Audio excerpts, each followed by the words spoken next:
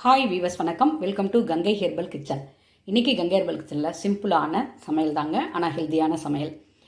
கொஞ்சம் வீடியோ இல்லைன்னு நினைக்கிறேன். ஒரு 10 to 15 டேஸு கொஞ்சம் ஹெவியாக ஒர்க் இருந்தது, வீட்டு வேலைகள் நிறைய இருந்தது, மெடிசன் செய்கிற வேலைலாம் இருந்தது, அதனால் வீடியோ எடுக்க முடியல. வெண்டைக்காய் பொரியல் நம்ம எல்லா பொரியலும் எண்ணெய் இல்லாமல் கம்மியாக எப்படி பண்ணுறதுன்ற வீடியோவும் நம்ம சேனலில் இருக்குது, செக் பண்ணி பாருங்கள். அவரைக்காய் பொரியல், ரெண்டுலேயுமே தேங்காய் போட்டிருக்கேன். முள்ளங்கி சாம்பார். முள்ளங்கி பிடிக்காதவங்க இருக்காங்களா? முள்ளங்கி சாம்பார் பிடிக்காதவங்க யாருமே இருக்க மாட்டாங்கன்னு நினைக்கிறேன். முள்ளங்கி சூப்பராக இருக்குங்க. இது எதுவுமே ஃப்ரிட்ஜில் வைக்காத காய்கறிகள், அதை காய் நிறைய இருக்கிற மாதிரி பார்த்துக்கோங்க. முள்ளங்கி சாம்பார். புளி கொஞ்சம் கம்மியாக விட்டுக்கோங்க. புழுங்கலரிசி சாதம் வடித்தது பாருங்கள். அப்படியே உர ஊற்றி காலையில் ஊற்றினோம்னா மத்தியானம் சாப்பிட்றலாம். ஓகேங்களா? இப்போ உர ஊற்றி வச்சுருக்கேன் பாருங்கள், காமிக்கிறேன். இது நைட்டுக்கு. ஓகேங்களா? நாங்கள் மோராக சிலிப்பி கூட 4 மணி கூட குடிக்கிற பழக்கம் உண்டு. இப்படி தாங்க பசும்பாலில் அப்பப்போ ஊற்றி அப்பப்போ சாப்பிட்டுக்கிறோம். ஃப்ரெஷ்ஷாக இருக்குது, தெரியுதுங்க. நம்ம இது எதுவுமே ஃப்ரிட்ஜில் வைக்காத காய்கறிகள். இன்றைக்கி அப்படியே வாங்கினேன், அப்படியே சமைச்சிட்டேன். அதேமாரி காலையில் உர ஊற்றினா இந்த 1:30 மணி ஆகுதுங்களா, சாப்பிட்றலாம்.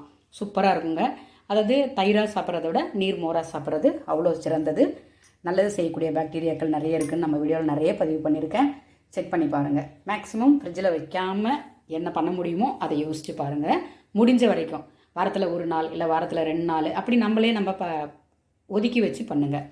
அப்போ வேலைக்கு போகிறோம், சென்னை லைஃப் பரபர லைஃபுங்க. கண்டிப்பாக அது என்னென்னா, பொல்யூஷன் ஒரு பக்கம், டிராஃபிக் ஒரு பக்கம், அந்த நேரத்துக்குள்ளே போய் ஆகணுன்றது கஷ்டங்க, ரொம்ப கஷ்டம். நான் இல்லைன்னு சொல்லலை, ஆனால் கூட சப்போர்ட்டுக்கு யாராவது ஆள் இருந்தால் தான் அதை பண்ண முடியும். சரிங்களா? நான் ஏன் இங்கே எனக்கு அந்த வீடியோ சமைக்கும்போது எடுக்க முடியலன்னா, மெயின் ரீசன் பஸ்ஸு போய்கிட்டே இருக்கும், ஆட்டோ போய்கிட்டே இருக்கும், வண்டி போய்கிட்டே இருக்கும்.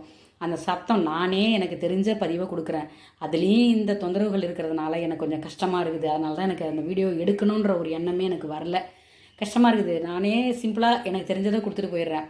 மற்றவங்களாம் எவ்வளோ நல்லா கொடுக்குறாங்க, அவங்களுக்குலாம் கம்ப்யூட்டர் நாலேஜ் இருக்குது, கற்றுக்குறாங்க, பண்ணுறாங்க. நமக்கு தெரிஞ்சது இதுதான்.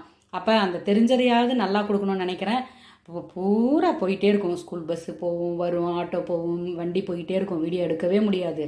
நம்ம வீடியோன்னு ஆன் பண்ணுவோம், அப்போ தான் நாய் ஒரு பக்கம் கத்திக்கிட்டே இருக்குங்க. கத்திக்கிட்டே இருக்கும். இதனாலே எனக்கு இங்கே வீடியோ எடுக்க கொஞ்சம் பிடிக்கல, கஷ்டமாக இருக்குது எனக்கு. ஓகேங்களா? இன்றைக்கி என்னன்னு தெரியல, சத்தம் இல்லாமல் இருக்குது. சரி, ஒரு ஷார்ட்ஸ் எடுத்து போட்டுடலாமே அப்படின்னு சொல்லி தான் எடுத்துக்கிட்டு இருக்கிறேன்.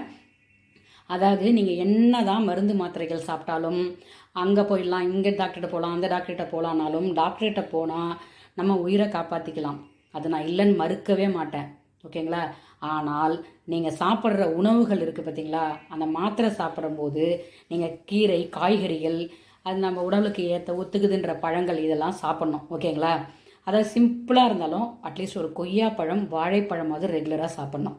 அதே மாதிரி சளி தொல்லை, வீசிங் ப்ராப்ளம் இருக்குது அப்படின்றவங்க, எனக்கு ஒத்துக்காது அப்படின்றவங்க அந்த காய்கறி பழங்களை மட்டும் அவாய்ட் பண்ணிவிட்டு மற்ற காய்கறிகளை சாப்பிட்ணும். டெய்லி ஒரு முளைக்கட்டின பயிராவது சாப்பிட்ணும். ஓகேங்களா?